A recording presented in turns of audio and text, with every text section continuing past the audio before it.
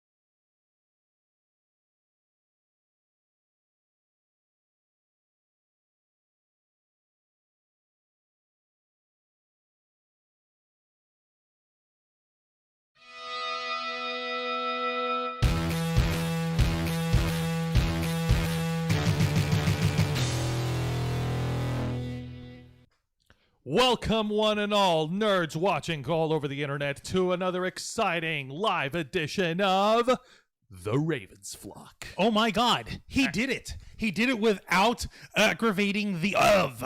The of doesn't need to be aggravated. Thank you. As we live and breathe, we stand before you once more. Yes, indeed. This is Saturday, April 10th of 2021. We're still in the middle of the month. I'm your host, Jose Casabona, and also host of the Wednesday Night War, which is no longer a thing, but we'll get to that in a bit. The war is over. Joining us live via Zoom. Joining us live via Zoom meeting is the host of Los Amigos Play, Mr. Angel Mendez. Hello, everyone. It is good to see you once more. I hope you'll have a nice weekend. Yes, indeed. Because you won't. And joining me on my right is... Hang on, the stupid thing. Come on, Juan. All right. I forgot to switch it off after fine. we were done It's with fine. the intro. My bad. And joining me on my right is the host of the Black Files, the man who puts in the man hours behind the production and the quality of all of our video content on our channel of the Ravens Flock, Mr. Juan Arouse. You want to know something funny, folks? I was actually running like a nervous fucking wreck, barking at Jose and barking at Angel and barking at K-Storm and barking They don't need to at know that. Leo de Oliveira, who was fired Oof. before we got started. But you know what? I'm actually calm now. I'm a leaf on the wind. Watch how I fly. Oh, hey, look at this sharp stick of metal. I wonder what I can do. Angel, Oops. please stop saying shit like that. We need Juan. It's fine. We can just necromancy him back into it. Tie his arms Dude, and legs to the computer. dude. His body will just rigor mortis the commands for us. Necromancy don't work anymore. If it did, then the royal Prince Philip would still be alive. Oh, that's right. Two surprisingly well-known popular figures passed away recently, haven't they? Yes, they have. We're going to get to them in a minute, but thank you for the intro. Sorry for the barking, Jose. And Leo de Oliveira, if you're watching, you're still fired. Hi, Leo. You had one job. You still have that one job. To this day. Paradoxically, he's fired, but because he only had one job, he still hasn't lost it. The pink slip never gets to his goddamn box. No, they won't. But now, getting right into it. Before we have a lot of fun stuff to talk about, but before we get to the fun stuff, as Angel mentioned, yes, of course, we have to address it. Yeah, for the record, yes, Prince Philip, who was 99 years old, passed away, and that's very sad and very harsh and disappointing. But another death that happened on the same day kind of hit us a little closer to heart, and that would be the death of DMX. Prolific rapper, founder of the Rough Riders. He'd been starting off since the mid 90s.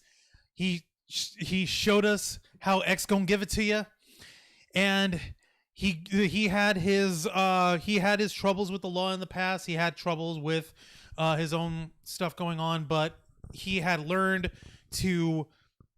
He'd always expressed himself in terms of his own upbringing and problems that he had growing up and issues that he dealt with as an older man. And sadly, he passed away at the ripe young age of 50 due to a heart attack. Yes. Damn. He certainly once again the good died young. He certainly left his mark in the music industry as one of the greatest rap artists alive, and he also has had a hand in a few films himself. Like, he had a little bit of a spotlight in Hollywood. One of the films I remember from him, I don't remember anything else, but this stuck to me when DMX was in the movie Cradle to the Grave with Jet Li. Mm-hmm. It was a big thing Right. it was a big thing that DMX, like the big badass rapper, was in an action movie with Jet Li. Jet Li was right up there. He was all over the place. Lethal Weapon 4, The One. He comes out with this one weird movie. Okay, so what is this? Are they fighting together? They don't realize that they're on the same side. And this whole story about black market fucking weaponry and all this other crazy stuff going on. And what do you call it? DMX is like an honest thief kind of guy. He's got his motley crew of Rat Attack, bunch of misfits that he uses with his team, and shit got personal. But him and Jet Li worked together to save his baby girl and save the world from this evil arms dealer or whatever. It was so. It was on that one. It was really cool. It was really cool. And folks sort of look at that hammy in a minute. But but there was another movie that he worked with with Jet Li. And I'm double checking here. Yeah, by all means, because I'm pretty sure I'm right. Yeah, I'm pretty sure I'm right on this one. Yep. Yep. Yeah, that's exactly the one. Angel, are you familiar with a film called Romeo Must Die? The one with Jet Li? Yes, they're both with no. They're both this is better. It starred Jet Li. The one I saw with Jet Li was in Cuba, way back. Okay. This one starred Jet Li, and this one did include DMX this time as an antagonist proper, but it co-starred Jet Li and the undisputed princess of hip hop, the late great Alia. Well, shit, for real? Yeah, for real. It's exactly the way it comes off. It's gang warfare, Romeo and Juliet style story, and plenty of action and plenty of craziness going on. And it was so weird and it was so odd, but people love it. But what do you call it? Definitely those two, Cradle to the Grave, Romeo Must Die. We see DMX in these movies. Of course, DMX is an excellent rapper. He's collaborated with all sorts of stuff. Him and Alia actually go way back. They started off together. They were like this, and when she passed away, yeah, they were really tight. They were like peace in a pod. They were like brother and sister, basically. And when she passed away, what do you call it? He was lost. He was lost for words. He was lost for reaction and everything. So when they released her final single, which is called "Miss You," in the music video, they had all these different rappers, all these different artists perform the song, singing, it's her voice, but them singing on her behalf. And DMX began the music video with an intro to her, having just gained another angel, and we'll see you again. And you lit up our life. So the first thing that came to my mind when DMX passed, oh shit, like Alia, she was waiting for him. She was waiting for him at the gates, and she pulled him up. Like, baby, it's time to come home. It's time to rest. Like, Damn. it's so fucking hard. It is really hard, and it just goes to show you, like, it's just another like milestone, like for both Ali and DMX. And right now, folks, I think now would be a good time to have a brief moment of silence In memory of Mr. Earl Simmons, DMX.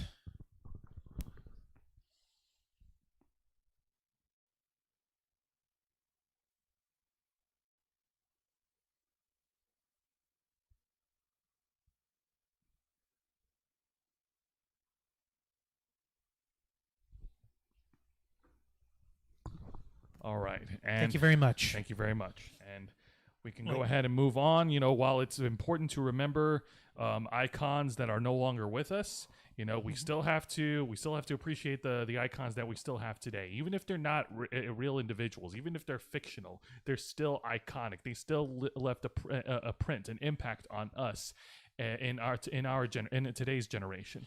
That's right. Before we get into that, One could argue that is the closest thing to immortality you can actually get in this world. People cannot live forever, but the deeds and actions and the achievements you leave behind will be remembered. DMX may be gone, but his music, his legacy, I dare say, that's not gonna go anytime soon. Now, is it? Yes, Juancho. Yeah, I was gonna follow up on what Angel was gonna say here, or what Angel was saying, and like you're right about that. Like this guy, in his later years, he sort of came, like he got back into acting. He showed up on different sitcoms and stuff, and did video essays about his music and everything. The one thing that survives, which was this beautiful fucking meme of all things from the ABC sitcom Fresh Off the Boat. It's so Wasn't that? yeah. There was an episode where the kid in the family ends up like getting an odd job as like a babysitter, but he realizes, oh my god, I'm babysitting for DMX. He's like, oh man, this is gonna be so cool. But DMX is like, no, first things first, I'm gonna need you to sign this NDA. You can't tell anyone that you're working for me. Like, really? Why not? Because I don't want anyone coming into my business over here. Like, please respect my privacy. Yeah. And it's like, okay, so what do you need me to do? I need you to change out and clean the diapers, and go ahead and baby-proof the living room. Clean the diapers. Why don't you get disposable ones? Because I ain't about to leave no carbon footprint here. But the scene that sticks out most, which has become a 4-panel meme for folks, but hopefully it's a nice, beautiful reminder of, like, because this guy does speak from the heart, even though it's clearly acting. Go ahead and tell him. He keeps an orchid garden in his house on this show, and Oh shit! Nice. yeah, and in the meme, he's telling this kid who's trying to impress a girl, like, man, I don't know what kind of gift to get her, and he's telling her very straight, very like wholeheartedly, when I first started growing orchids, I thought they needed the most expensive soil and lights. But then they started dying. That's when I realized that all they really needed was time and attention. You know, It doesn't matter what kind of gift you get this girl. What matters is that you give her your time. Yes. Like That is beautiful. That's genuinely beautiful. That's actually a very good wholesome message. I like that. DMX was like the Wu-Tang Clan. He was for the kids. Yeah, Absolutely. well, Wu-Tang Clan and the Rough Riders, they weren't all that close with each other, were they? But you know what? I'm pretty sure everybody's willing to put all that aside because that shit's past. Yes, There's no need for warfare. There's no need for battle. It's gone. Put away the beef. No need to speak ill of the dead. You know what I'm saying? That being said, I actually agree with DMX's message. It's all about giving time and patience. And we have certainly given a lot of time and patience for a certain franchise until they wowed us with one of the greatest confrontations, one of the greatest one-on-one battles that we have ever seen in the history of geekdom. Oh my lord, here we go. How's that for a segue, motherfucker? That segue's still lopsided. We talk a lot about wrestling. My friend Joe has his own show where he specifically talks about wrestling. It's Oh called no, Don't Angel, Speak I wasn't talking about Political that. I was talking about It's Godzilla amazing. versus Kong. That's what I'm talking about. I'm saying that we talk a lot about wrestling, and we love wrestling. But let us all say right now that this event was the greatest event in the history of wrestling. It was the greatest free-falling, non-cage match the likes of me have ever seen in my entire goddamn life. That's Godzilla vs. right. Kong was the greatest wrestling match of this goddamn decade. That's It was exactly beautiful, and right. it was so dumb, and I loved it. Fantastic, and we are safe to talk about it now that we are free of the spoiler zone. Well, our own self-imposed prepare spoilers. yourselves, 'cause Our own this self-imposed. episode is going to be nothing more about Kong versus Godzilla. We're just going to be doing that for the next 2 hours. Nah, thankfully unfortunately we do have other stuff we have to talk about, but we are going to try and keep things civil when it comes to the discussion of Godzilla versus Kong, because that battle was not civil at all. No, it wasn't. It was barbaric, and everybody loved it because that was the big payoff. You don't care about the freaking what goes on in the background. Nobody cares about the human characters. It was We're here for giant aggressive monsters. negotiations. Now, that being said, I'm going to say this right now. I like King of the Monsters more than this one. Don't take me wrong.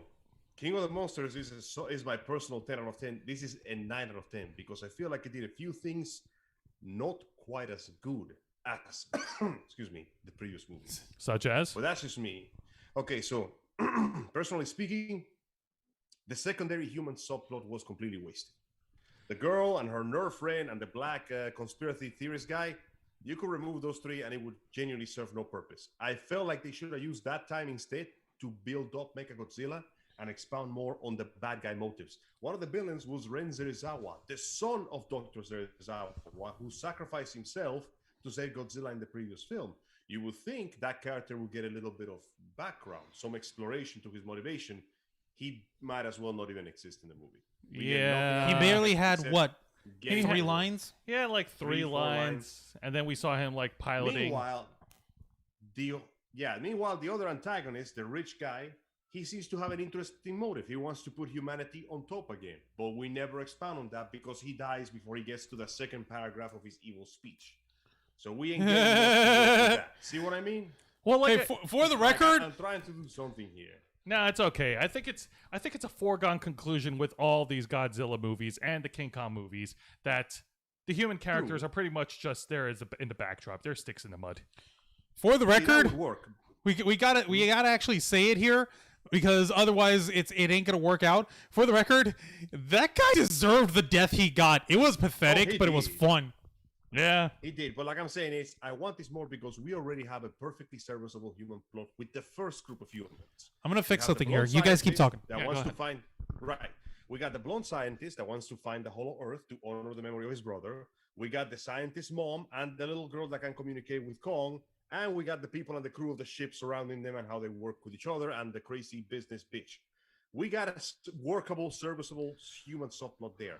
The other one just feels like it's padding time unnecessarily. And like I said, you could remove those three, leave only the bad guys to actually develop and show off Mechagodzilla more, and it would have been much better. You And know my what? second Here complaint. we go. Sorry, go ahead. No, No, I was just you- fixing something. You actually do make a good point, but to offer a counter argument, the movie does have its problems with the human subplots, but at the same time, I don't think anybody gives a shit because we're just there to watch monsters fight, and we got it. True, but like I said, I wanted more presentation, especially with the fact that Mechagodzilla barely shows up before the big fight starts. And my second complaint is the fact that I felt like the soundtrack wasn't as memorable. The previous one, we got a specific songs for Ghidorah, for Mothra, for Rodan, for Godzilla. Godzilla gets like 3 different remixes of his song. Meanwhile, in this one, I feel like they went a little too hard with the orchestral epic, and the soundtrack sort of blends together into itself. The only times you remember the soundtrack is when Godzilla shows up to start wrecking shit, and even then, I don't feel they nail it as well as His So leitmotif those are my two his complaints. leitmotif does kind of get washed out, which is funny because I was the one who revealed this to you, by the way, Angel. The composer for Godzilla vs. Kong was none other than Junkie XL.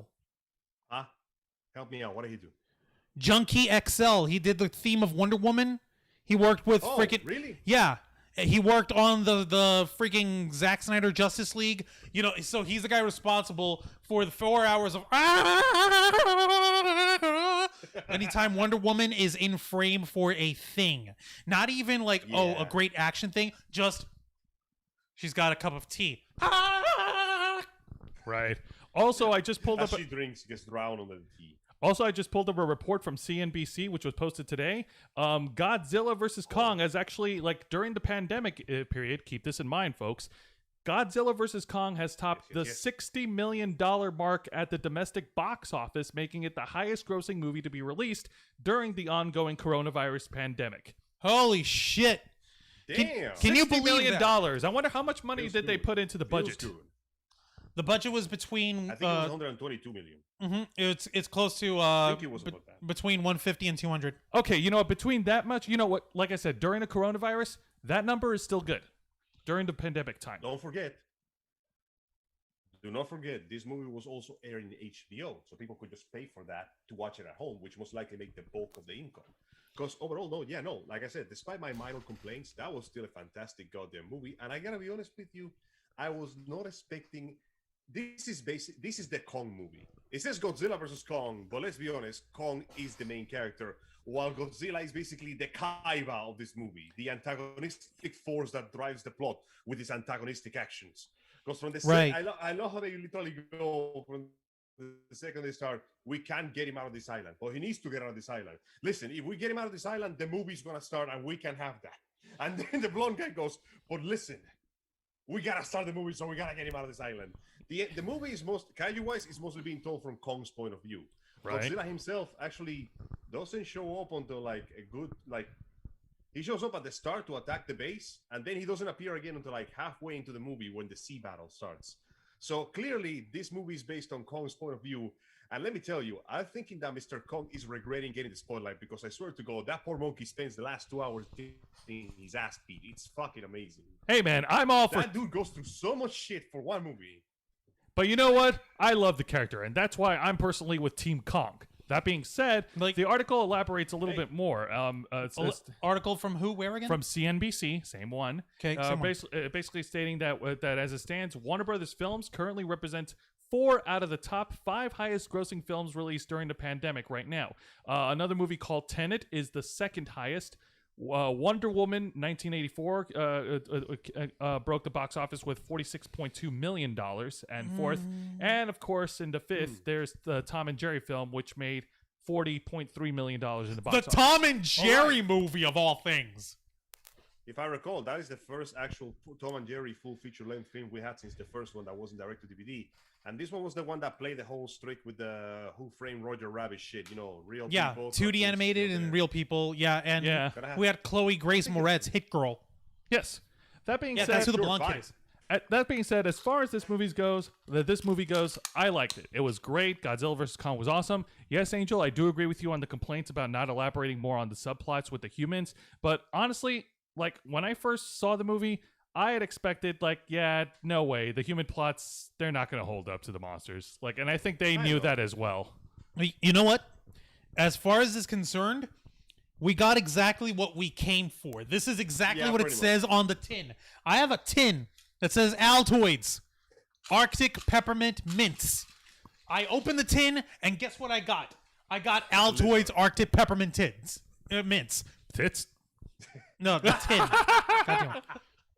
Immature jackasses. I'm trying to make a poetic point. Go on. Local man attempts drama, fails. Go on, Juan. Go on.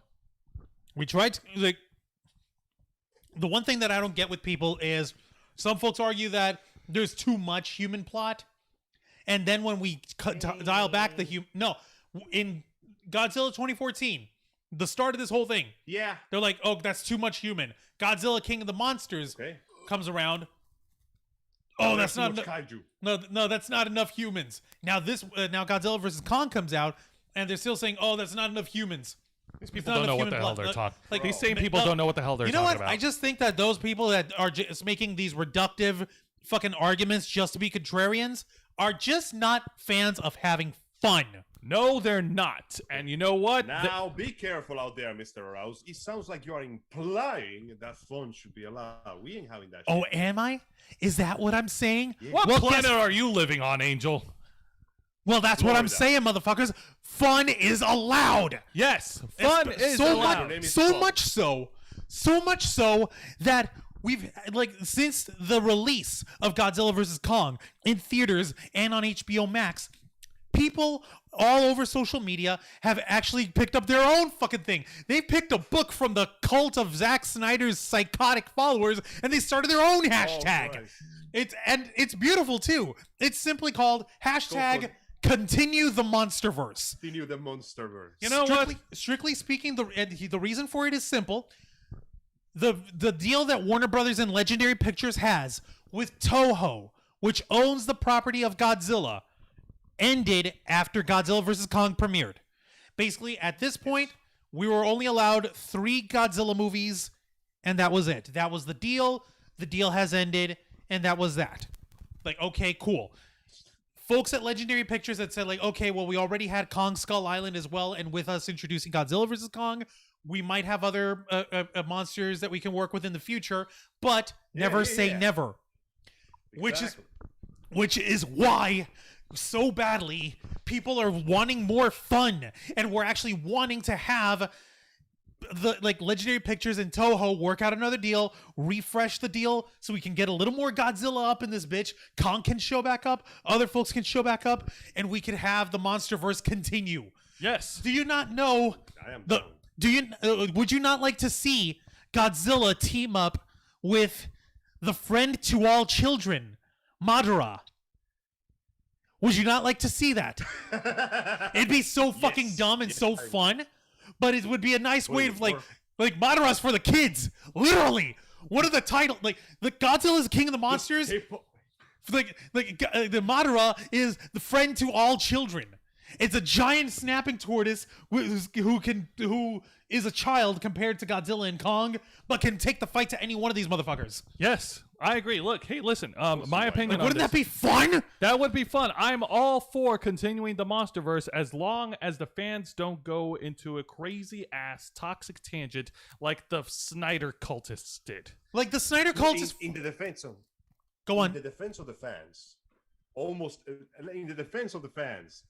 Every single movie that we gotten from the MonsterVerse has been pretty damn good. Even Godzilla 2014, for all its flaws, had some damn cool moments. It's also the fact that we don't have comic book history behind us to invite the most rabid motherfuckers. We only have the Toho fans who can be just as bad, but you know what? They kept it cool so far. The great and greasy beautifulness about all of this is really simple. Like even with the 2014 Godzilla. When Godzilla is in the building, he is in the building. The first time he shows up, you have people running and clamoring, but then ka-thunk, his fucking foot. Everyone is in silent awe. Everyone is in silent reverence to the king of monsters and patron saint of collateral damage. And so when he roars, you shut the fuck up and you let the king roar. You put some respect on his name. You put some respect on Godzilla. The fucking Mutos didn't stand no chance up in this bitch. He wrecked their shit. He wrecked their mom's shit. He wrecked their baby's shit. He'll wreck your shit. Fuck your shit! Godzilla wins, LOL! And even when he lost, he still won! And even when he fought King Kong, the motherfucker who had to come up with an axe, and they had to motherfucking come down, and he stared down at King Kong while he was pressing down on his chest and telling him to submit, motherfucker! And King Kong said, hell no, motherfucker! I'm not gonna submit to nothing! King Kong knew well enough because a king knows when to walk away. He knows when the battle is won. He knows that leaving King Kong to die of his own wounds is more honorable than to just take him out of his misery. Godzilla. For the record, I don't think Godzilla meant to kill him. I think he may have just accidentally put him down because Godzilla doesn't know his own strength. He genuinely meant to let him live, but the injuries were so severe that his heart fucking stopped. Yeah. Props to Kong, though. That motherfucker did not go down. No, he did not go down. And I mean, I guess there's not much else to say. I mean, this is awesome. I love it, and I do want to see if they continue with more monster movies to add to this MonsterVerse. I will put my butt firmly on this seat, sit down in front of the TV, and I will watch it. If it weren't for the fact that I haven't been vaccinated yet for the freaking thing, because I refuse to go anywhere in public, in any venue, regardless how socially spaced, until I get vaccinated. That's my rule. I would have gone to the fucking theaters and shilled out that money. I don't give a shit. I've got HBO Max, my dude. and I got it so we could view this stuff and to view the freaking Snyder Cut and also the upcoming Mortal Kombat in order to keep up, in order to be able That's to watch the right. plot. Yes, Mortal Kombat is coming. That's going to be fun too, and that's going to be allowed. But you know what? I'm still going to try and see if there's any chance that I could shill some money out so I can watch Godzilla vs. Kong in the theaters the way it was meant to be. You put some respect on their names. Okay, we wow. get it. It's Are you putting respect coming on their out on names? April the Yes. 16th. What was that? The Mortal Kombat movie is coming out in April the 16th, 1 week from now. Look Yes, at that. indeed. And we're going to check that out, folks. Indeed. And just the same as we did for Godzilla vs. Kong, we'll be talking about it here on the Ravens Flock. Of course, there will be a spoiler period to give people Yeah, some the time. period of to- 24 hours. We don't care. We're not going to do that. He's spoilers anymore. Mortal Kombat is going to be the best shit ever. I'm not going to stop. You're not going to fair, stop. Like, you're going to put me into it fair, now. though. You're going Okay. to have to rip my spine out. You're going to have to flamethrow me with your face. You're going to have to take your freaking straw fucking hat with the razor blades on. You're going to have to slice me up. You're going to have to get a How do you seductive. know I had that hat? You're going to have to take your 5 arms and you're going to have to pummel me to death with them. Okay, Angel, do you still have the horse tranquilizer in your tool shed? I am hyped. I am in horrible With pain, but I'm cocktails and hyped. I drank it. No, that's good. Fight through the embrace all the pain till it's gone, like that Linkin Park song. Oh, my I God. want to heal. I want You to want to feel like I'm close to something real. Yeah. Now, oh, in that particular case, though, do not forget, though, for what I was told by my friend from work, this movie in particular, Toho was counting on the possibility of renewing the contract. This is a rumor, mind you. Do not quote me on this. Yep. They were thinking of the idea that if this movie didn't do good enough, they were going to cancel the contract. But within basically 24 hours, the movie already did its money back. So even though the contract is finished, I would like to believe, in my humble and somewhat over-optimistic opinion, that there is a chance for the Monsterverse to continue. We have a lot of shit to work with, and the king ain't gone. Also, little known fact, for those of you who remember, Ghidorah's brain is still out there. yeah, King Ghidorah's brain. Yeah, It's perfectly preserved in that skull. that's, All it did was take over the machine, nothing else. that's the The craziest dummy part. block has gone berserk! Shinji, get out of the robot! Well, hopefully that will service as a tool for the next monster movie, for our next battle, and I'm looking forward to seeing that. However, while we're looking forward to other epic battles in nerd history, there is one battle that is coming to a close. That is, of course, the pro wrestling Wednesday night war between WWE NXT and AEW Dynamite. Now we teased That's this. right. Now we teased this shit a couple weeks ago because we found out in the news that and it wasn't confirmed until just last week. Yeah. It wasn't confirmed until last week that the WWE's program NXT, which was placed on the USA Network Wednesday nights 8 to 10 to compete with AEW Dynamite, which also airs Wednesday nights 8 to 10 on TNT, is going to be moving this coming week to Tuesday nights now.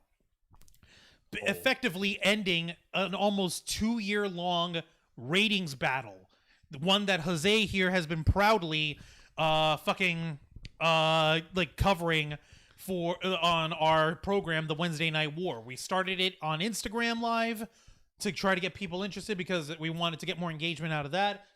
We recently moved it over at the beginning of the year to YouTube here because Jose wanted to get more value, and we were actually able to put a little more value to the program. Yes. But effectively, Of course.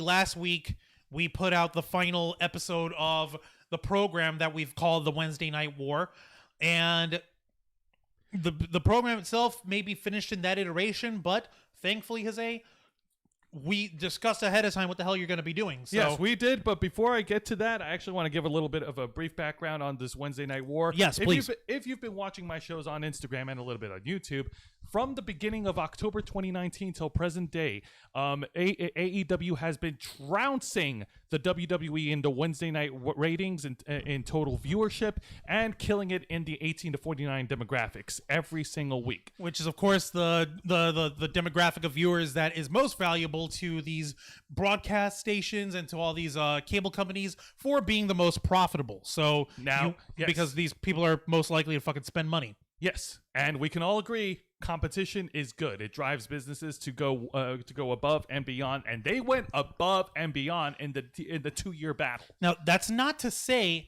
that WWE NXT didn't have their share of victories as well. They had moments where they had a couple of weeks sparsed in between this entire Wednesday Night War thing. That's true. Where their ratings shot up and they did provide superior programming. And Jose, on more than one occasion, you yourself had gone on record and saying, yes, it's true that AEW got the ratings and they got the things, but there were weeks where you believed that NXT was the better show. Yeah, it all depends. In terms of the programming, in terms of the storylines, and how the matches flowed. Yeah, it all depends on what type of content that they're going to produce every week. And yes, there are times when I have given the winner's cap to the WWE because NXT, for all its flaws, it's still a better program than any of their main shows, Raw, Monday Night Raw, and Friday Night SmackDown, which says a lot because Raw is like their number one show, their flagship show in their entire WWE history, and Friday Night SmackDown is on one of the best TV shows in our nation, Fox TV. Apparently. Yes. Now, that being said, as I didn't want to do it this week because it wouldn't be fair because NXT was doing a takeover. For those who don't know what a takeover is, it's an equivalent to a NXT exclusive pay-per-view. But Juan did convince me. It has to be talked about, so I will go over the final ratings for... You're going to love this, Angel. This is ridiculous as hell. Here we go. Okay. Give me some numbers, baby. Give me some numbers. Okay, basically, the takeover show was called NXT Stand and Deliver. They had a freaking pirate theme because they did it here in Tampa, Florida, where as they were going to, but... Well, they were going to. But basically, it's to follow up with the whole theme that they're doing it the week of WrestleMania, which is happening now, which is at Raymond James Stadium, of course, home of the Tampa Bay Buccaneers. So yes. Pirate themes everywhere. Yay! If you're making so many dumb pirate jokes the whole time, like we finally won a goddamn Super Bowl. It's about time we get to actually. All right, so on this final week of the Wednesday Night War between AEW Dynamite and the night one of NXT Takeover, Jolly Roger Bay. Thank you for those who are fans of Super Mario. Let's see here. Here are the ratings. Dynamite drew in an average of 688,000 total viewers on TNT, whereas the live takeover Stand and Deliver Night 1 edition, NXT drew in 768,000 viewers, according to Nielsen via Showbuzz Daily. Now, with the actual ranking on that of the top 100 programs that were airing on that night, AEW Dynamite, holy cow, our camera is being fritzy over there for you. Are we going bananas, or is that just me?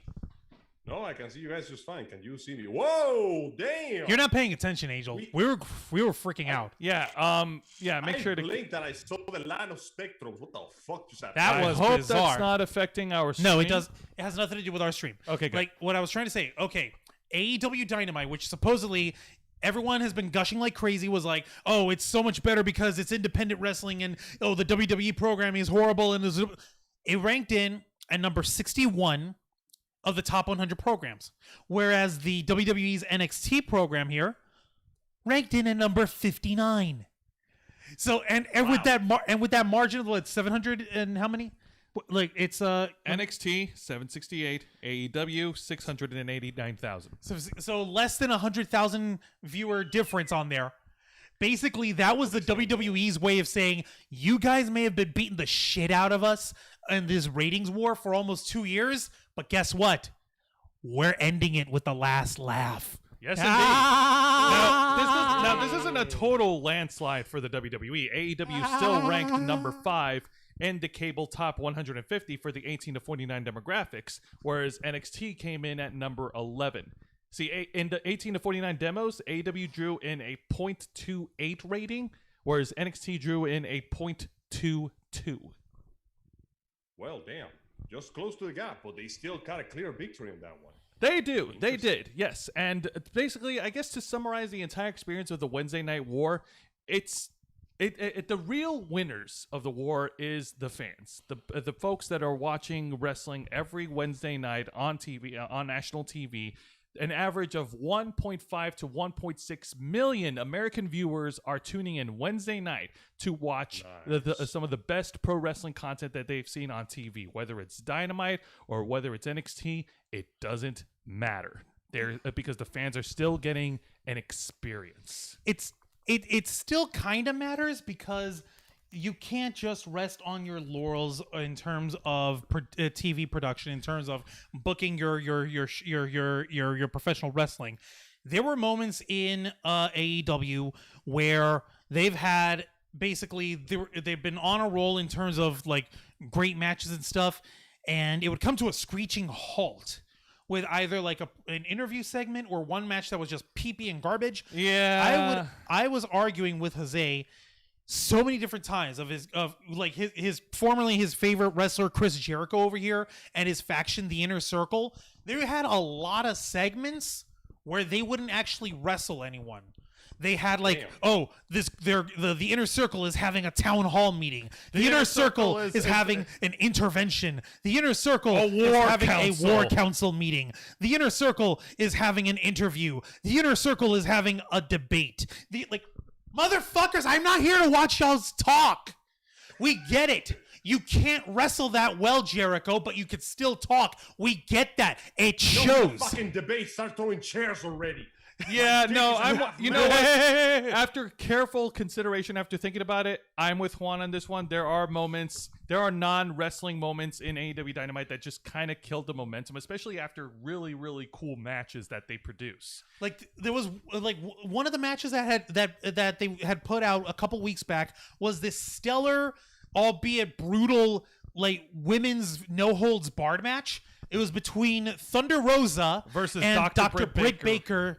DMD. Oh. Like she's legit got a dental she legit she legit has a dental degree, by the way. And Thunder Rosa, she is beautiful Mexican American wrestler. I think we've shown you what she's got. She comes in with the Sugar Skull face paint on, like beautifully, like well so, and she is a fucking beast. Yes. And these two women slugged it the fuck out like any two guys would in a no holds barred, like weapons allowed, fucking no disqualification match. Angel, I gotta send you that video because you would appreciate this level of carnage. Please do, because this sounds like the kind of thing I want to enjoy in my free time with a cold glass of juice. Now, juice. Now, as far as this week's edition of Dynamite, I mean it. I gotta cut down with the excess alcohol on the weekends, man. I want to stay sober. No, you're fine. Okay, I'll drink more for you. Now, as far as the final ratings between NXT TakeOver Stand a Little Over Night 1 and Dynamite, which is kind of sad because Dynamite, they brought in boxing legend Iron Mike Tyson once again for a segment where he helped Jericho fight back against the heel faction called The Pinnacle. And NXT TakeOver Night 1, their main event was awesome. They had an NXT Women's Championship match, Io Shirai versus Raquel Gonzalez, and Raquel became the new NXT Women's Champion, and it was awesome. It's nice. Fucking crazy. But like it was also following this thing with Mike. Like, how is it that you bring in Iron Mike Tyson for a segment on the show and you still lose to the WWE? How is that possible? Listen, you can have all the hype in the world building up behind you, but if you got the wobbly legs, it's like a carpenter. You know, you can put lacquer, beautiful varnish, balsamic wood, rich mahogany, but if you fuck up the build-up and one of your legs is too short, the moment somebody kicks that chair, it's gonna fall down. Yes, indeed. It's true. Like there was even, I shit you not, there was even an edict that was brought down by the production executives of TNT television to All Elite Wrestling, basically saying, hey, you know what, guys?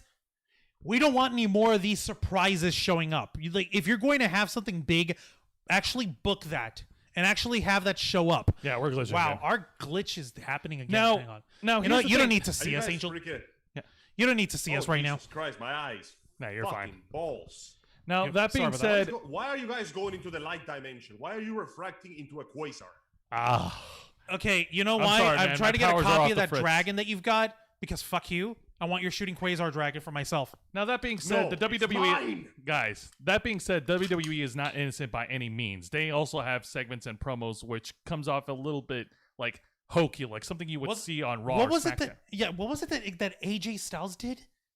Wasn't it like a freaking stupid game of charades? But that was on SmackDown, right? That was on SmackDown. They didn't have that problem in NXT, no, do they? No, in NXT, you have the stupid, goofy faction of Johnny Gargano with Austin Theory, Candice LeRae, and Indy Hartwell, where they call themselves The Way.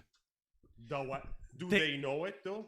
Oh, God. They do not know their way, brother. The problem... Yeah, I've already They do not know their way. It's a stupid, hokey, like, angle, a heel angle to build Johnny Gargano as a villain, as a shtick villain. But like I said, it's like... It's hokey. It just shows that both promotions, they can falter. Come up with stupid ideas just as bad. Yeah, exactly. But that being said, yes, the Wednesday Night War may be over for now. However, my talking of pro wrestling will not end, because starting next Thursday on April 15th, I will be transitioning into a show that's called Wrestle Rewind. I wish you'd have sent me the graphic. That way I could. On Messenger a long time ago. No, okay, yeah. You know what? Go ahead. Give me a minute. Yeah. You hold this. I'm gonna do a thing. You don't have to do it now. Yes, I do. It's fun. Fine, whatever. So, Wrestle Rewind. You triggered him now. Great. Every Thursday night, I will talk about the best angles and the best matches of WWE NXT, which will be airing on Tuesday nights at 8/7 Central on the USA Network. AEW Dynamite, which is airing Wednesday nights at 8/7 Central on TNT. Very nice. Impact Wrestling, which laugh what you want. They air at 8/7 Central on Access TV, and they're also live on their Twitch channel. And finally, NXT UK. They air at 4 p.m. in the afternoon every Thursday on the WWE Network.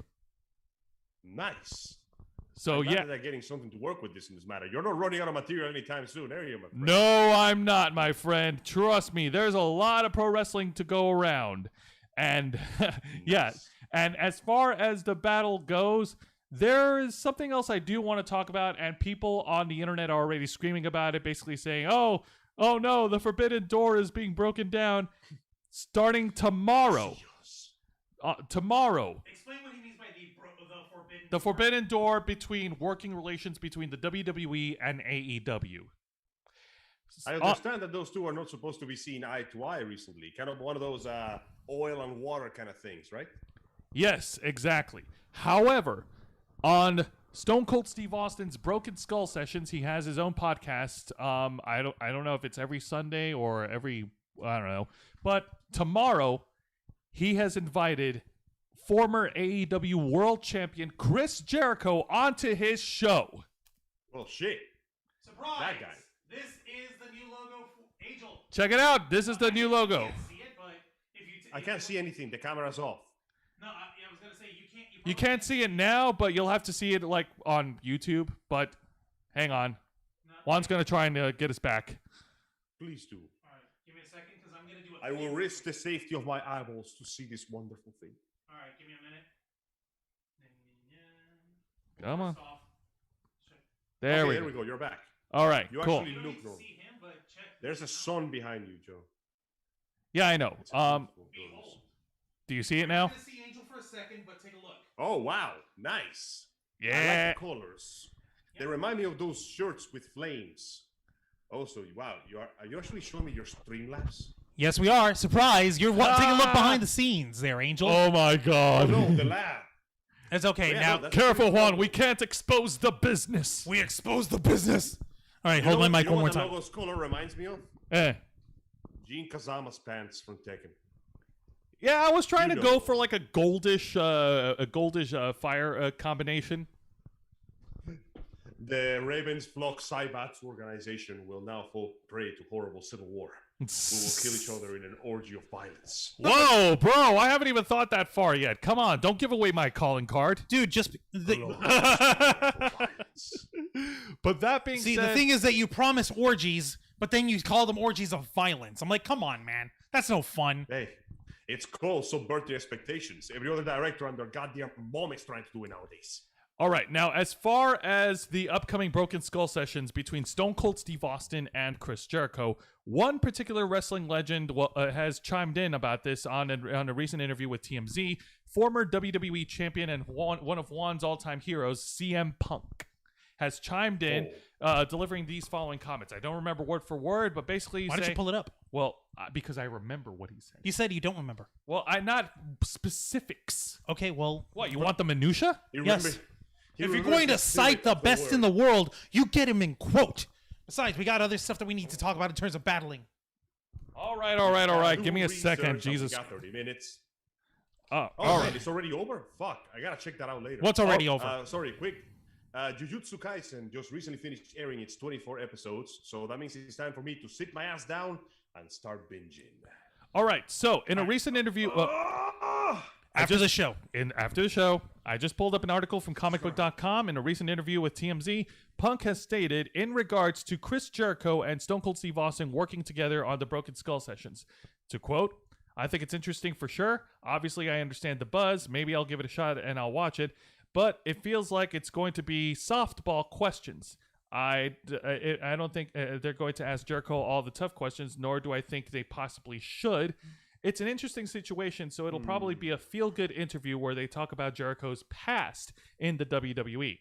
I'm sure they'll mention AEW, but they won't get into the hard questions that I think a lot of people will be interested in. Honestly, my knee-jerk reaction and opinion is that it shows that Vince McMahon, the chairman of the WWE, isn't afraid of AEW at all. Because if he was, he wouldn't allow that to happen. Anytime anybody is talking about you, it's good. There will be people that don't know AEW exists who will watch it and say, "Oh, wow, cool. I didn't know that. I just thought Jericho was retired."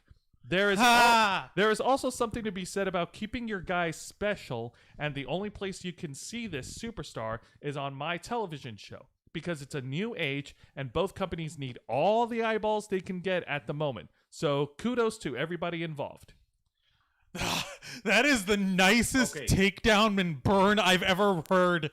All right, Angel, That's gonna be the nice way to say it, but I want that interview to begin nice and pretty, and then I want CM Punk to kick the chair down and angrily demand for his fucking ice cream bar. It ain't CM Punk. He was commenting on Chris Jericho, who currently works for All Elite Wrestling, showing up on a podcast hosted by Stone Cold Steve Austin, produced by the WWE. That's the whole point of that, Angel. And the basically point that he was making is like, oh yeah, sure.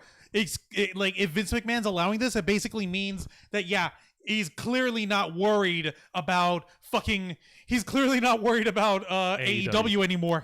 He doesn't care. He don't give a shit.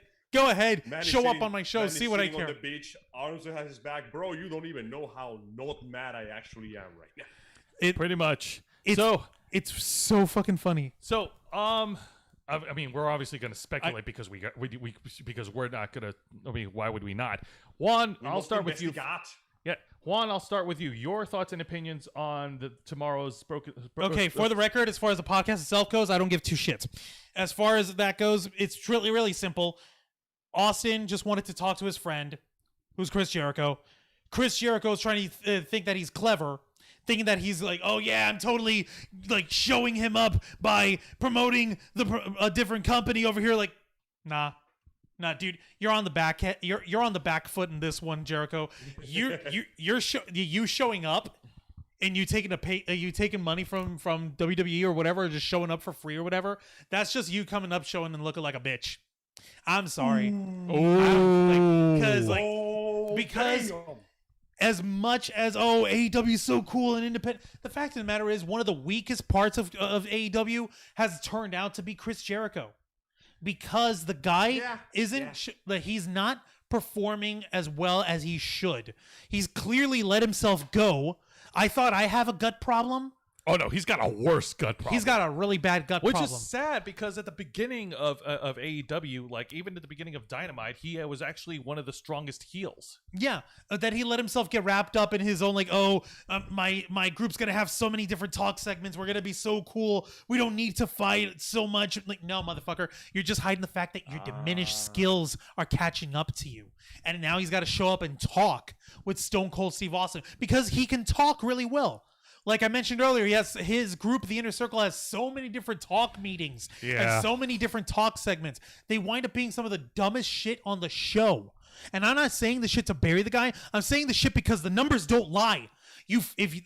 Those same numbers where people were following the ratings. Oh yeah, you see him take a fucking 90-degree straight angle down when Chris Jericho shows up with his group. You want to know what was the highest rating part in What? this week's Dynamite? What? The women's match between Ty Conti versus Allie the Bunny. That match alone, that match grabbed more viewership than Chris Jericho's epic promo challenging the Pinnacle to a blood and guts match, which was dumb. Like, the point here is, people think it's such a big broken. Oh my god, it's such a shocker. No, it ain't. It just shows that Jericho's looking for a freebie in terms of promoting. He is. It ain't working. It ain't gonna work. So you wanted my opinion. That's my opinion. Give your opinion. I don't give a shit about the. All right. Well, before I do, Angel, what are your I don't care. Juan? Stop. We get it. Angel, your thoughts. Let's see. Now, mind you, I myself, I don't know that much about the wrestling, but I do believe that I must agree with Han on this one. It occurs to me that due to the sheer amount of talking they are doing, I believe that you guys told me this many years ago when we met. The objective of the game should be to get out of the game. Make the money, make the fame, get the fuck out. Some wrestlers learn that lesson and they just retire with a certain muster of dignity and decorum to their careers. Some do not. And I feel like we're living in that point. Let me ask you, would you feel like the same way about Chris Jericho if he had retired from wrestling before he started the talking business? If he retired instead of still wrestling, I would feel a little bit different. Yeah, no, I'm not gonna lie. I would feel a little bit different if he had retired, right after his tenure with the WWE. I thought so. So see, the fact that he still remains as a wrestler, but he's still trying to pull in the fame and the talk while not actually putting in any of the action, that's what puts it down. So I'm gonna have to agree with 100% on this one. The man has literally become too big to fail, so he believes that he is too big to fail. Yeah, yeah, definitely. I mean, I'm sorry. Like, when you compare the two, like, Jericho thinks he's being cool to show up on the podcast. No, dude, you can't hold the torch to Stone Cold Steve Austin. No one can hold the torch to Stone Cold Steve Austin. It's kind of hard to fight the man who forever demands a goddamn beer. Yes, indeed. Now, local man demands beer. But yeah, no, I'm in agreement with you guys. Obviously, you know, Jericho's just trying to look for a way to put himself out there because apparently AEW programming is not enough. Even though he has a hand in a lot of his own projects. I mean, I don't see what his problem is. But it should be a good interview. I'm with CM Punk on this one. I don't think they're gonna push the envelope and ask any conflicting questions. I think they're just gonna keep it WWE based and talk about their past grudges and all nice Chris Jericho, and friendly and shit. Yeah, exactly, and that's fine. That's okay. It just means that hey, there's some sort of working relationship between WWE and AEW can in fact be fostered. It is possible, but like I said, it is not exactly the strongest starter. We're just gonna.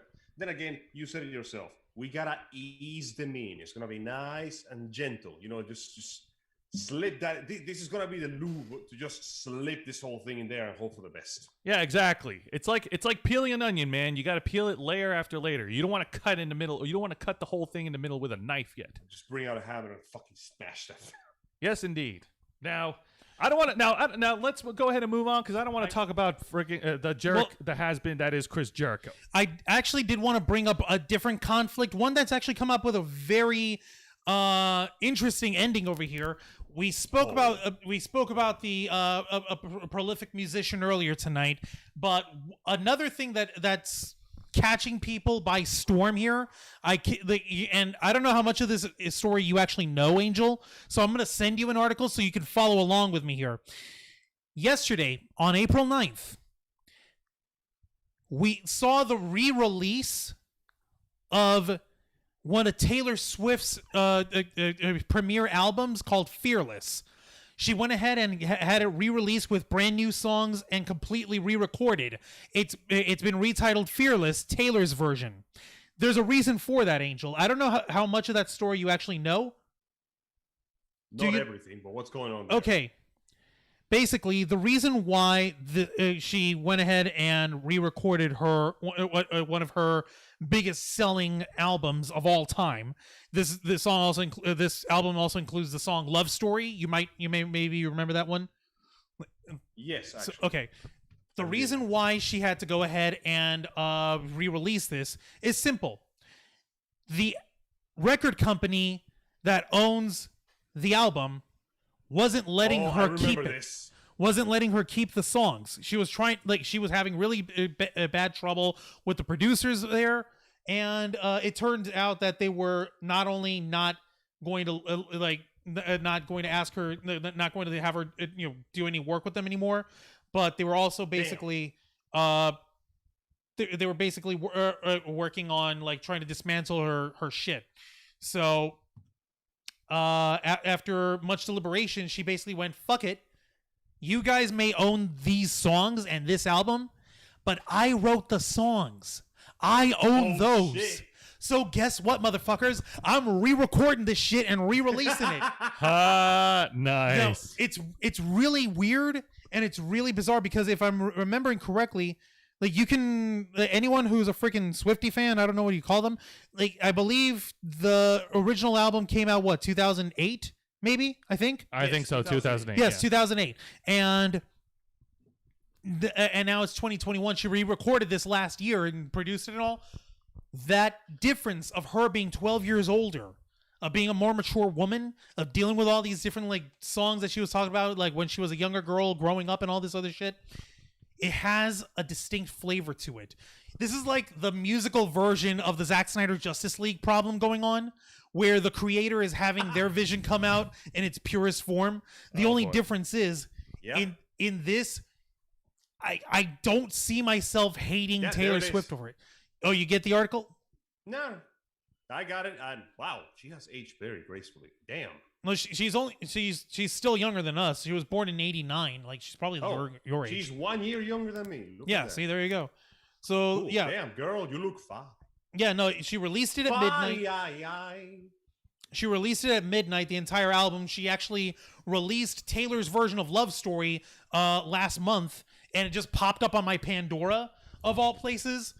Wait, this sounds a little different. Let me actually open the screen. Oh, shit, it's that. And I was actually oh, snap, I'm going to go ahead and listen to this. And there's this sense, this accent of maturity. There's an accent of sincerity with her performing it here, that when you compare it to the original studio, the recording studio version, you hear her voice a little more produced. You hear her voice sound a little more tweaked or whatever.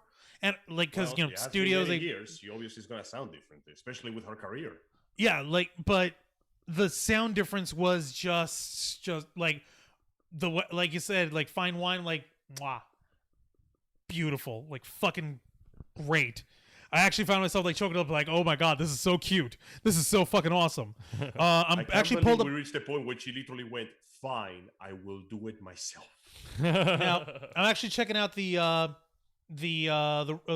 article that was put up by Forbes about this, written by Robert Hart, and this was put up yesterday.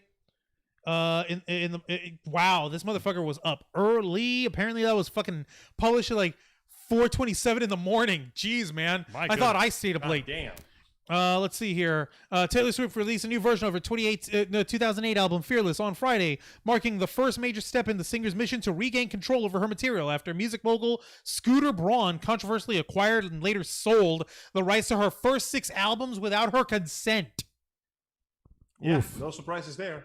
So, but guys, let's be honest. We should not be surprised about this. Everybody knows that the record label industry is one of the most predatory, down and dirty, filthy, lowest of the law, wouldn't even wipe my ass with it standards of culture.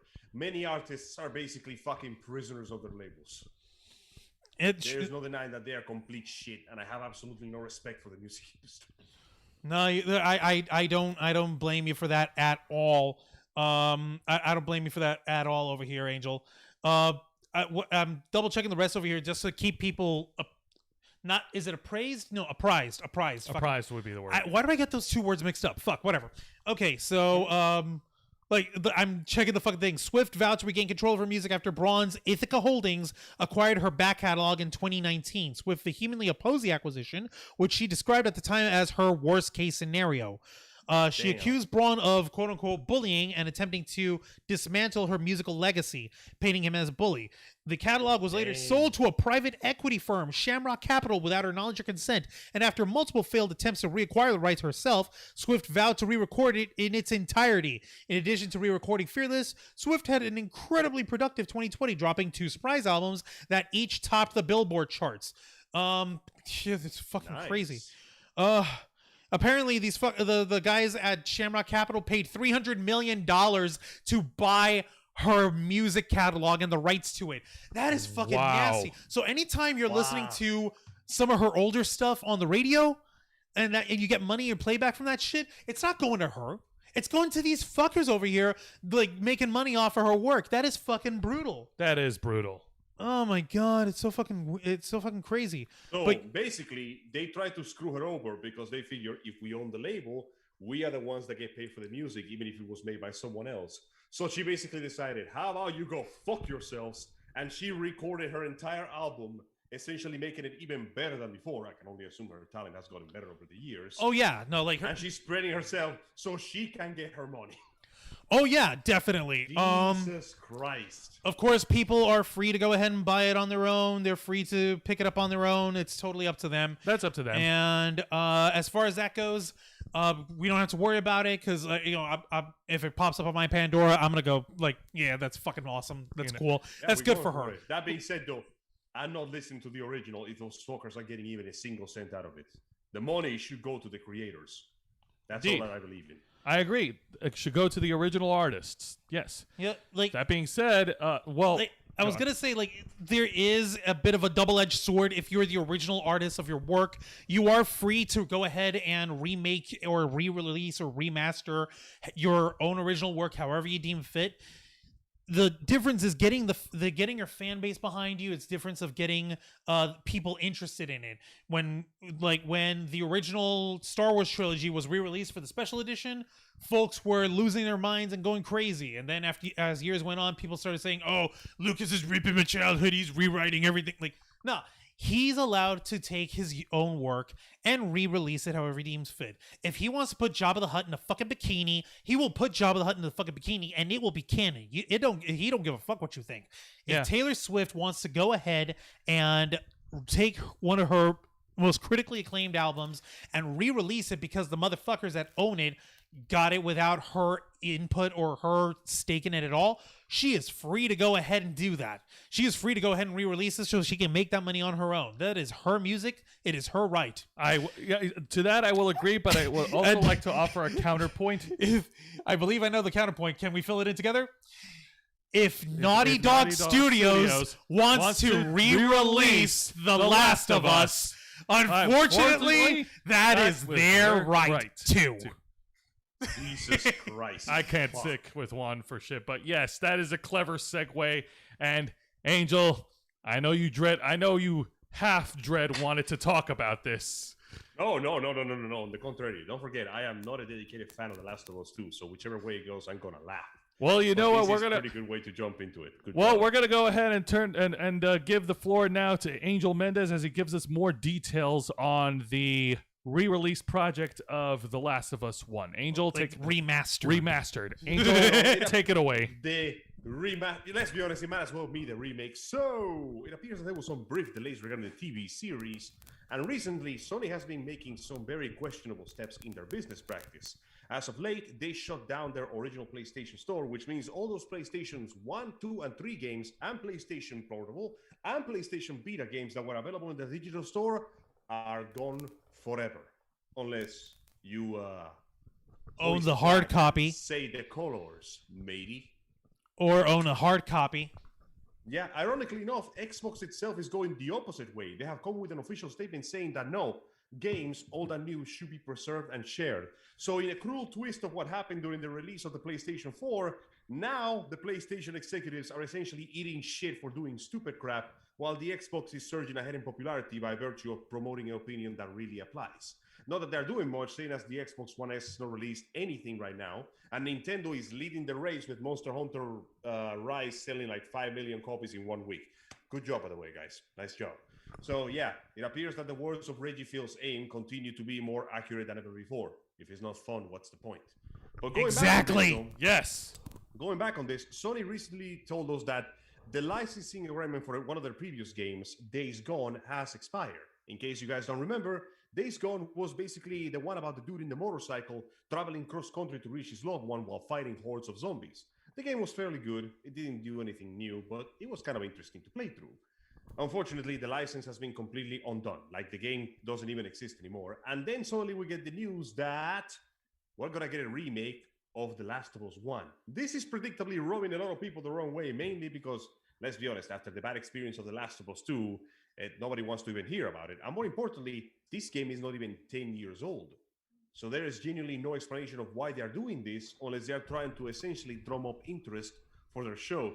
This has resulted in many people going out of their way to imagine just what they are going to retcon or remake out of the game, just to make sure that it syncs properly with the second game. At this point, expectations are really low and the hopes are on the ground. That is crazy. Okay, so the suspicion behind the remaster announcement of The Last of Us being republished, remastered over here, is basically to get people interested in the upcoming HBO series. Definitely, it's the only explanation I can think of, because the sequel is either hated or defended fervently. I'm not even going to say it's 50-50. The majority of opinions about this game are just negative on the get this fucking thing away from me kind of shit. Yeah. So, or more along like, result, or just even the support for The Last of Us 2 is negative on there. It's not, oh, we love this thing very much. It's, if you don't like it, you're a horrible person forever. God, it's that's like such a horrible exactly. thing to say. No, like, that's negative reinforcement. That's one of the first fucking things I learned in psychology. I know, I flunked psychology classes enough time to know what I'm talking about. You don't win people with negative reinforcement. That's not a very good psychology class, and I agree 100% with one. You can never tell people what to think. You can convince them on how to think, but never try to force them to think something. Yeah, that's not exactly a very good marketing strategy. But boy, let me tell you some good shit about marketing, because I got some wonderful news. So, oh, do you? Let us advise very briefly to the land of Twitter. It's a place where common sense disappears, egos run unchecked, and dumbasses are rampant. It's a wonderful comedic website. You should check it out sometime. We have Twitter. We have Twitter too, you dork. As a matter of fact, we get in arguments with you on there too. You lose all sense of sanity when you're on Twitter, God damn it. Yeah, which is why I win all these arguments. No, you don't. Go on. Today, we're going to recognize, because in the beauty of video games, this is actually connected, seeing as social media has become ever so entangled within the things that control our lives every day. Let's talk about games, and let's talk about dumbasses trying to cancel games. Shall we? Oh, God. Okay. Today's main character of Twitter. Remember, you never want to be the main character of Twitter. There's a reason you don't want that many people online to pay attention to you. Is a user by the name of A3Rise. Now, we here at the Ravens Flock make it clear that we don't want you to contact this person, aggravate this person, harass this person, or be violent towards this person. We're putting their name out there because they don't care about being hidden, and because their account got suspended like an hour ago. So there's no point in trying to go over them to harass them anyway. Exactly. But even if they were there, please do not take anger onto those that have said the stupid things, because they already got called out pretty hard. So there's this fantastic game. I won't call it fantastic. It's kind of middle of the road code. This land is my land, where you play as a native Indian taking the fight to the colonizers, trying to recover your lost land. Now, the average person would think, okay, yeah, cool, we got a video game about that. Another type of person would think, oh, hey, we finally got some representation. We actually get to play as an Indian. When was the last time in a video game you got to play as an Indian? Turok doesn't count. Okay, are we talking about Indian as in Native Indians. Okay, Native Americans. Okay, Native Americans. Because I needed a clarification, because I was thinking like, wait, so no. So are you talking about like the British colonizing India and splitting Pakistan and India up and all that craziness, or are you talking about Native colonizing Americans. America. You're talking about Native You're- Americans. Okay. The original Redskins that are barely around anymore. Those guys. You get to play as That's one of those. that's and you get depressing, to but not ride wrong. Your hose and collect your resources and craft yourself weapons. It's an open world third-person shooter game in the vein of Red Dead Redemption or Red Dead Revolver, one of those games. You basically play your own Lone Ranger trying to get your land back from the colonists. And you're thinking, well, the way I'm seeing it, nobody should be offended by this. If anything, they finally got the representation. And now the game is not exactly very, I'm going to say it's like a 6 to a 7 out of 10, but it is perfectly playable and it has some pretty cool moments. I know this because I played the game, because this person bitching so much about the game made me actually want to check it out. So this son bitch right here, Nice comes out going. swinging and screaming, swinging and screaming, demanding that this game is to be cancelled. Oh, boy. removed, Why? exterminated, because it is offensive and racist against the Native Americans that is portraying as main character. What? Okay, is it though? Is it No. actually? No. But then it gets better. Then this person starts complaining about the fact that they don't have any actual Native Americans in their development teams. And I'm like, I suppose I could see why people would complain about that, because, you know, you might want to get their point of view of somebody who lives in a reserve to give you some accuracy. But there's still no reason to call them racists. And of course, you know, people with common sense, rare, I know, they come in and start questioning, okay, so how is this game racist? And the person, A3 Rise, directs them to the Discord chat. And after running through the Discord chat, I found nothing racist. So we had to Wait, go back what? and ask, so how is this racist? And they refuse to elaborate and continue to point out that it has to be racist because it is an insult and an offense to take advantage of the tragedy of the Cherokee people and every other tribe out there just to make a game. To which, of course, brings forth the question, okay, are the game developers colonizers? Did they go out of their way to kill and rape and steal land? No. Shut up. They're just making a game. It's no big deal. It's like Ghost of Tsushima, If you know? if The nothing creators else, are not Japanese. They made a pretty damn good Japanese game. if right? if Right. nothing else, couldn't it be argued that the folks who made this game are doing so with the intent of trying to like shed a light historically on the plight of the Native Americans during the colonial era? Couldn't Might that as well be. couldn't the argument be made, like, if you could, like, basically going into the idea of if you could literally put yourself in the shoes of Native Americans having to fight off in overwhelming odds against, you know, like English colonizers, like, doesn't that wouldn't that help bring a little more awareness to what that stuff is, so that it doesn't get lost to the annals of time? Wouldn't that seems be like a help? very good common sense post, which is why we're going to completely disregard the What the fuck? Juan, you know better than to bring common sense into this subject. We are Get that shit out of my face! You're not allowed to have common sense. Shut the fuck up.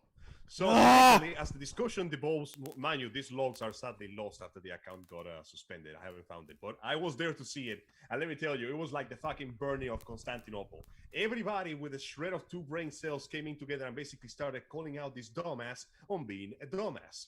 But then it got better.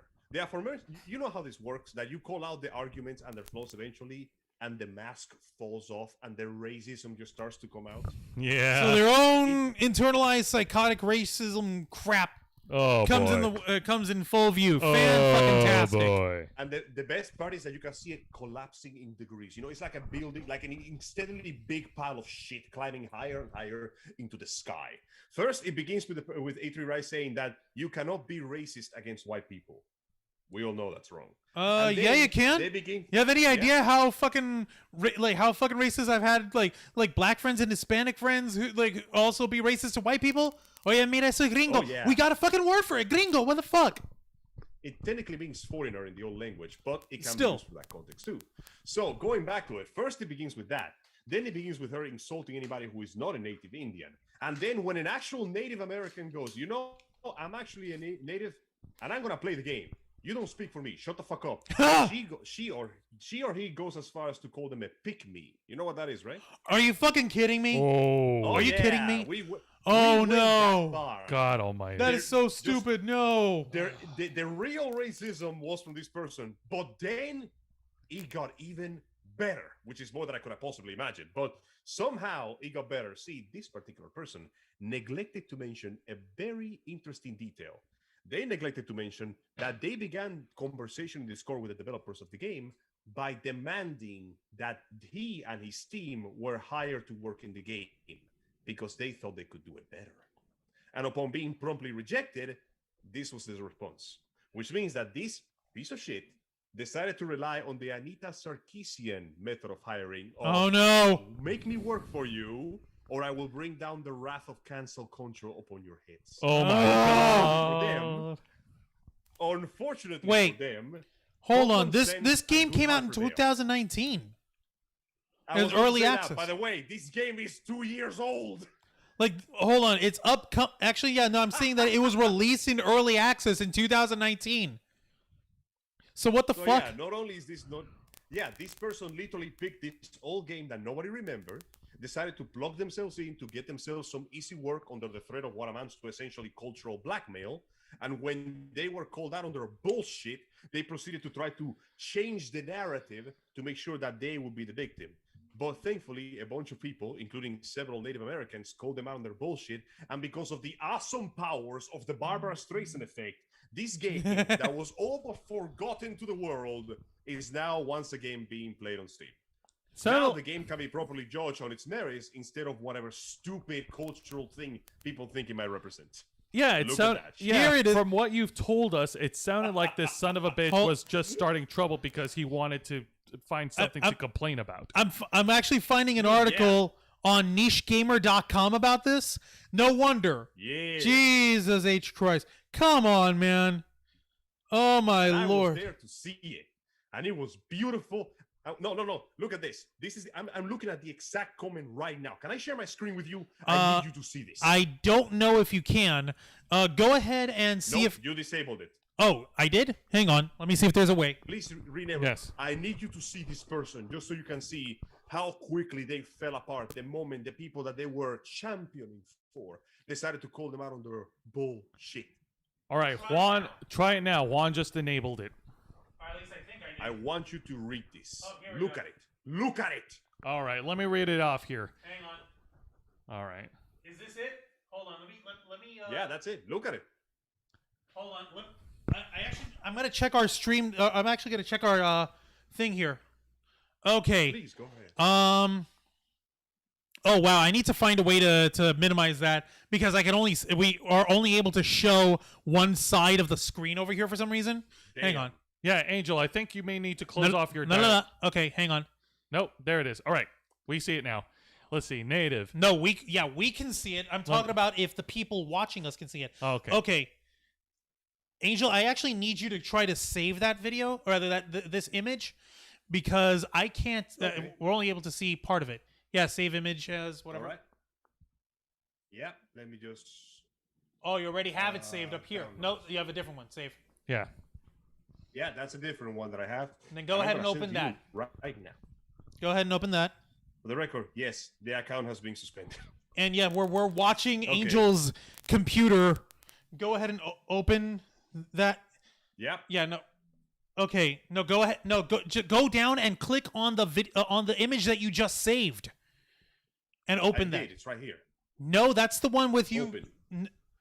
Angel, we don't see the image. All we see is just All we see is the thing of the Twitter account being profile, the suspended. account being suspended. We're talking about the Twitter. Okay. The thread. Yeah, the thread. That's because I need to share a different screen with you then. Give me a second. How do I do this? Minimize your windows here, man. Yeah, man. Nobody wants to see your personal shit. Ah! Okay. Stop share. There we go. Now I can do this properly. All right. Apologies. Try that fellas. again. Yes, please. How about this? Okay, let's try. Let's see if that shows up proper on the screen here. Stop doing that. No, it doesn't show. God damn it. I You know wish it what? was a wait. Hold on. It says here, hold on. It says here, native, your game is based your game is based on racist stereotypes of us. White deaf. No, it's not. You idiots. Where's the racism? You're insane. Can't make this up. Native here. Go fuck yourself. I'm buying the game. And the same person, pick me. I said pick me. What the There fuck? you have it. That is the Oh, no. equivalent of calling somebody a coon. God, no. That's basically what they're doing. They literally took like this is basically screaming, this is insulting to this group of people, and that people going, no, it ain't. Shut up! I'm talking for you now. This is literally saying We if tried. you don't agree Yeah. with me, Didn't fucking this read is it the all, equi- but whatever. This is the version of if you don't agree with me, you are not black, Indian, Asian, whatever. Insert nationality here. What? Imagine trying to shame somebody just because they don't agree with you when you're trying to champion a cause that you think they should be for. Yeah, that is so That's what- fucking toxic. Like that's trying to what we force got them today. to. It's trying to force them to buy to take your side, to buy into your narrative. No, like here's what's up. You want to know what's Clearly, fucking This person got called so hard that they got disintegrated from time and space. like? You want to know what's fucking crazy? And I'm gonna tell you this right now, Jose. I know that you grew up with me, and so you know what I'm talking about. Growing up, I've always been seeing like you're not American enough to be American because you're Hispanic. Yeah, And there it is. and I've also been like, oh, you're not Hispanic enough to be Hispanic because you act too American. So motherfucker, you guys make your fucking mind. You know what? Fuck that shit. I'm just gonna be my own person over here. That's why you don't see like I'm not like 1,000,000% like other like Hispanic dudes or whatever, or all chingoneado or whatever, like doing my fucking hair with these guys in fucking polos and fucking chains and all this shit. That ain't the shit that I'm down for. That ain't the style I'm down for. Reggaeton What intensifies in the exactly? background. No, like Yeah, fucking no. reggaetonado motherfucker. No, that ain't it. That ain't me. That's not what I'm at. Now you literally have a Native American come up and say like, hey, this actually seems cool. I'm gonna check out this game, and hey, it happens to be a game about being a Native American. And some other motherfucker, we don't even know what demographic or whatever like racial stance they fucking are. Like, no, how dare you? You're not being Native American enough because you're not agreeing with me on this being racist. Like, dude, I don't believe this is racist. I believe this is actually interesting, and it seems like a fun game idea. I'm gonna give it a shot. How dare you? You're gonna mother. Jesus Christ. Yeah, no, there's no winning with these idiots. No, there isn't. Ugh, That's but, at 6 is segments no for us here. escape. Holy shit. but I'm glad that the Well, there you original go. That idiot. was today's little spark. But I'm glad that the idiot on Twitter who started the whole thing got smacked down hard into oblivion. They got suspended off of Deleted from the Twitter face for of being an the earth. ass. Yes, indeed, and rightfully Yep. so. And you know what? We're near the end, so before I let Juan plug away, I do want to remind people that next Thursday on April 15th, the Wednesday Night War will be transitioning into Wrestle Rewind. So instead of Yes. me going over ratings and who won, I'm just going to talk about all the best angles and matches from 4 wrestling shows: Impact Wrestling, WWE NXT, WWE NXT UK, and AEW Dynamite. Hey, it'll be nice to get some variety now that you Yes, have more scheduled to cover in particular. Yes, indeed. People, check out the new show, Wrestle Rewind. That's what It- it's called now. So, It's go- yay. Yep, it's going to be on our YouTube channel and our Twitch channel. So go ahead and check that out. And I guess there's nothing else to do. So Juan, go ahead and plug us away. Thank you very much, ladies and gentlemen, non-binary pals, and everybody all in between for watching this week's live stream edition of The Ravens Flock. Do not forget to hit the subscribe button and the notification bell, which is located in the lower right-hand corners over here. Joseph, you're pointing too far. There you go. Point a little more. Angel, point to your left. No, that's not your left. That left. There we go. No, you had it. No, the other way. The other way. The other way. Now you're doing the monster dance. There. You're There doing we the thriller go. dance. Stop, stop right there. There. God damn it, Angel. I can't count on you for anything. God damn it. Go on. God damn it. All right, folks, and don't forget to share this video. Share all the programming that you see here on the Ravens Flock. Let people know how since 2013 the Ravens Flock has been working long and hard for the con community of Florida, for geek culture as a whole, for everyone who needs to have their voice heard, how we make your voice our mission. And we ask you to check out our other programs, the Black Files live streaming every Wednesday night at 10 p.m. on YouTube and Twitch, and also being released on our podcast channels the Thursday morning following. Of course, like as I mentioned, Wrestle Rewind will be Thursday evenings at 10 p.m. on Twitch and YouTube. Don't forget, and Saturdays is our double whammy show. We have Los Amigos Play starting up, hosted by Angel Mendez down here, starting up every Saturday afternoon from 5 p.m. Eastern time to 6:30 p.m. Eastern. And of course, the Ravens Flock live coming up to you every Saturday night, 7:30 p.m. Eastern to 9 p.m. And we ask you folks to, of course, continue to follow us on Facebook.com/The Ravensflock, Twitter.com/RavensFlock13, Instagram.com/The Ravensflock Online, Twitch.tv/The Ravensflock Online, and of course, like I said before, hit the subscribe button and the notification bell on our flagship platform, YouTube.com/The Ravensflock, home of the Black Files, Wrestle Rewind, Los Amigos Play, and The Ravensflock. All right, folks, this has been an exciting live April 10th edition of our flagship show. Nerds all around the world who are watching right now, we are the Ravensflock, and we are out.